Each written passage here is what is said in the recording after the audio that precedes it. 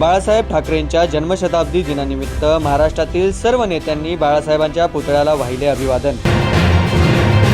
नवी मुंबईच्या भाजपा गटनेत्यापदी सागर नाईक यांची नियुक्ती, संजीव नाईक यांनी दिली माहिती।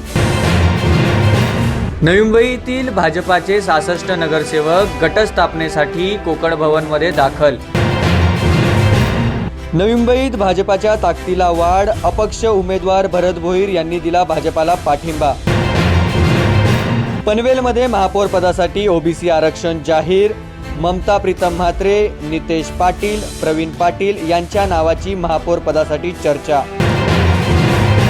ठाणे महानगरपालिकात एससी महापौर पदाची आरक्षण सोड, महिलांमध्ये विमल भोईर, दर्शना जानकर यांच्या नावासह पुरुषांमध्ये दीपक जाधव व गणेश कांबळे यांच्या नावाची महापौर पदासाठी चर्चा।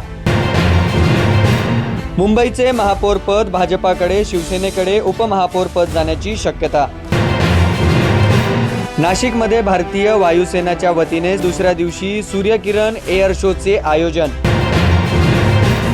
महाडमधील राड्या प्रकरणात मंत्री भरत गोगावले यांचे पुत्र पोलिसांना शरण, सुनावणीसाठी विकास गोगावले यांना कोर्टात हजर केले जाणार।